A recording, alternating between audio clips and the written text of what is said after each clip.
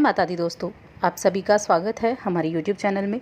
आज की इस वीडियो में हम बात करने वाले हैं 7 जून और 8 जून के कन्या राशि फल के बारे में। कन्या राशि के लोगों के लिए ये 2 दिन कैसे रहेंगे, इन 2 दिनों में ग्रह नक्षत्रों में क्या परिवर्तन होंगे और वो आपकी दिनचर्या को किस तरह से प्रभावित करेंगे।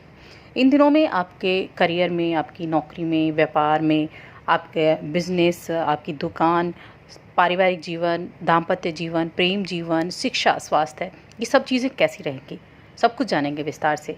तो आगे बढ़ने से पहले आपसे निवेदन है कि चैनल को सब्सक्राइब कर लें, पास में जो घंटी का बटन है उसको दबा दें ताकि हमारी आने वाली सभी वीडियोज़ की नोटिफिकेशन आप तक पहुंच सके।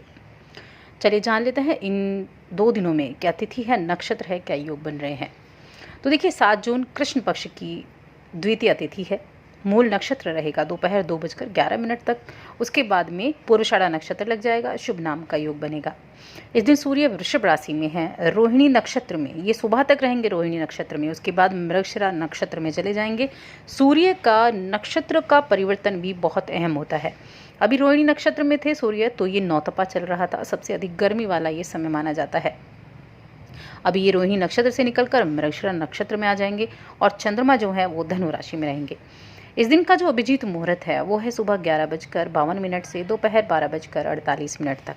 इस दिन सर्वार्थ सिद्धि योग भी बन रहा है। 8 जून की बात करते हैं। कृष्ण पक्ष की तृतीया तिथि है, पूर्वाषाढ़ा नक्षत्र है और दोपहर बाद उत्तराषाढ़ा नक्षत्र रहेगा। ब्रह्म नाम का योग बनेगा। सोमवार का दिन है। सूर्य वृषभ राशि में है और चंद्रमा धनु राशि में है रात्रि 8 बजे तक। इस दिन का जो अभिजीत मुहूर्त है वो है सुबह 11:52 से दोपहर 12:48 तक। तो ये थी ग्रह नक्षत्रों की स्थिति और इन्हीं के आधार पर हम जानेंगे कि ये जो 2 दिन हैं ये किस तरह से आपकी दिनचर्या को प्रभावित करेंगे। देखिए चंद्रमा की स्थिति की अगर बात करें, चंद्रमा की स्थिति धनु राशि में होगी, चौथे भाव में, और यहाँ केतु भी विराजमान है। धनु राशि केतु की प्रिय राशि है, जहाँ ये अधिक बलशाली होते हैं, इनको बल मिलता है। चंद्रमा दोनों ही दिन आपके लिए धनु राशि में रहेंगे, केतु के साथ रहेंगे। और देखिए जो चौथा भाव होता है उससे हम सभी प्रकार के सुखों के बारे में जानते हैं, यानी आपके लिए माता का सुख और उनकी स्वास्थ्य स्थिति, उनकी मानसिक स्थिति, वाहन का सुख, आपकी चल अचल संपत्ति, पारिवारिक जीवन, यानी जो इंसान को, एक व्यक्ति को जो सुख मिलते हैं ये वो भाव होता है। तो यहाँ आपके लिए देखिए जो चंद्रमा की स्थिति है, तो एक तो केतु के साथ चंद्रमा के यहाँ बैठने से चौथे भाव में माता की सेहत का आपको ध्यान रखना होगा। सेहत संबंधी कुछ परेशानियाँ उनके लिए हो सकती हैं जो उनके समस्या का कारण बन सकती हैं, इसीलिए थोड़ी सी यहाँ ध्यान रखें, क्योंकि चंद्रमा इस समय छाया ग्रह केतु के साथ युति कर रहे हैं। थोड़ी सी सावधानियाँ आपको अपने जीवन में भी इन 2 दिनों में रखनी होंगी, लेकिन ऐसा नहीं है कि सारे में सावधानियाँ ही रखनी होंगी। पहले हम आपको सावधानी ही बता देते हैं कि क्या क्या सावधानी इन 2 दिनों में आपको रखनी होंगी। उसके बाद हम आपके लिए ये बताएंगे कि क्या क्या लाभ मिलने वाले हैं। तो देखिए एक तो आपको वाहन चलाते समय विशेष तौर से सावधानी रखनी है। आप ऑफिस जाते हैं, ड्यूटी जाते हैं या किसी भी तरह से वाहन चलाते हैं या आप रोड पर चलते हैं तो वाहनों से सावधानी रखें। खुद चलाते हैं तो नियमों का पालन करें, हेलमेट पहनें। अगर बाइक चलाते हैं, गाड़ी चलाते हैं तो सीट बेल्ट लगाएं और आराम से चलें। इसके अलावा आपको इस बात का भी ध्यान रखना होगा कि अपने खर्चों पर लगाम कर देना होगा, क्योंकि देखिए चौथे भाव में शुक्र, ये जो चंद्रमा की स्थिति है जो सुख के भाव में है, ये आपके खर्चों पर आगे बढ़ाने के लिए, आपके खर्चों को बढ़ाने का काम यहाँ कर सकते हैं। और ये खर्चे ऐसे होंगे कि जिनको आपको ज़रूरत भी नहीं होगी, यानी ऐसी चीज़ों पर आप खर्च कर सकते हैं। इसलिए खर्चों पर लगाम लगाएं और धन को संचय करने का जितना अधिक हो सके प्रयास करना है। तो इन चीज़ों पर सावधानी आपको रखनी होगी। अब जानते हैं बाकी चीज़ों के बारे में। तो देखिए ये जो 2 दिन हैं काफ़ी महत्वपूर्ण भी हैं, क्योंकि आप के जो कार्यक्षेत्र है उसमें ये अनुकूलता लेकर आया है। खास तौर से 8 जून का जो दिन है वो आपके लिए, आपके कार्यक्षेत्र के लिए अच्छा दिन है। 7 जून की बात करें तो ये रविवार का दिन है। इस दिन अपने घर में आप आराम से समय बिताएंगे, अपने कुछ ज़रूरी जो काम हैं उनको पूरा करते हुए नज़र आएंगे। साथ ही कुछ ऐसी चीज़ें आपके लिए दिमाग में ऐसी चलती रहेंगी कि अगर काम आपका धीमी गति से चल रहा है तो आप किस तरह से उसको बढ़ा सकते हैं। कुछ नई योजनाएं, कुछ नई सोच, कुछ नए आइडियाज़ आपके मन में आ सकते हैं। आप किस तरह से अपने धन को बढ़ा सकते हैं, किस तरह से आप आगे बढ़ने के लिए कुछ नए काम कर सकते हैं। तो ऐसी ही बहुत सी चीज़ें होंगी जिनमें आपका दिन व्यतीत होने वाला है, लेकिन चिंता ना करें, धैर्य रखें, निश्चित रूप से जब इंसान सोचता है, कुछ कम करने की ठान लेता है तो ज़रूर करता है। आपका काम भी चलेगा।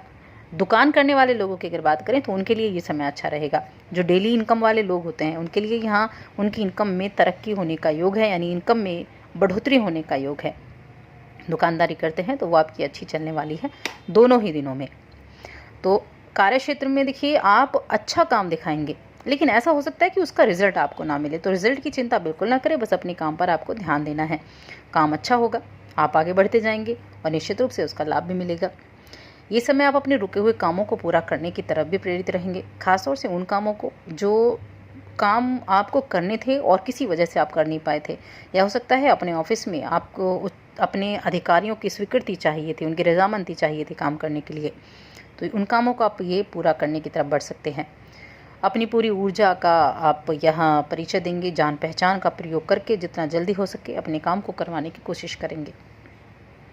ध्यान रहे, अगर आप कुछ कागज़ों से संबंधित काम कर रहे हैं तो सभी कागज़ों को एक बार जांच लें, तैयार कर लें।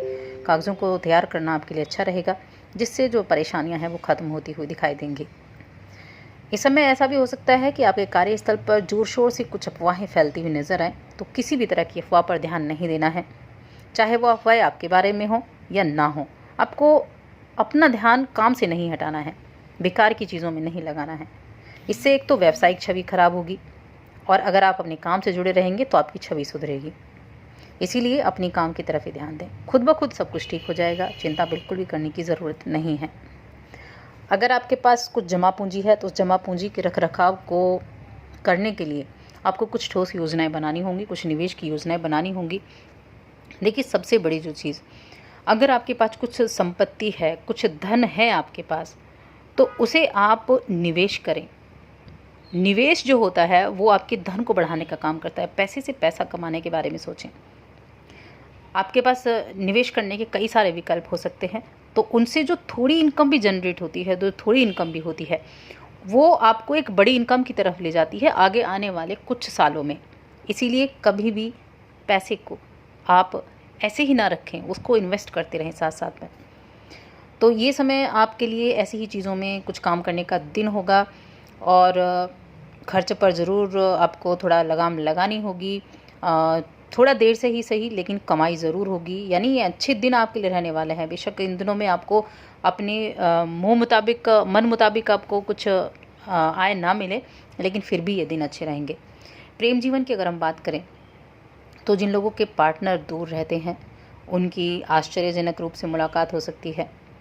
आप कोई अच्छी योजना बना सकते हैं और आपको पता भी नहीं चलेगा। अपने पार्टनर के साथ अच्छा समय आप व्यतीत कर पाएंगे। प्रेम संबंध के लिए भी ये समय ठीक ठाक ही है, कोई ज़्यादा बड़ी परेशानी नहीं है। लेकिन माता की सेहत का ज़रूर आपको यहाँ ख्याल रखना होगा। पारिवारिक जीवन अच्छा रहेगा। अब हम बात करते हैं विद्यार्थियों की। तो विद्यार्थियों के लिए देखिए, ये जो समय है ये उनके अंदर एक सकारात्मक सोच पैदा करेगा, और ये सकारात्मक सोच आपको आगे लेकर जाएगी।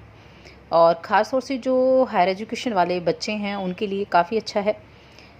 जो ग्रेजुएशन कर रहे हैं या पोस्ट ग्रेजुएशन कर रहे हैं, या आप किसी भी हायर एजुकेशन से जुड़े हुए हैं, तो उनके लिए ये जो समय होगा ये आगे बढ़ने के लिए कई अवसर आपको निकालेगा। तो आपको हर अवसर का फ़ायदा उठाना है ताकि आप आगे बढ़ सकें। और छोटे बच्चों के लिए समय अनुकूल रहेगा, अच्छे से आप अपने घर पर ठीक से अपनी पढ़ाई की तरफ ध्यान दे पाएंगे।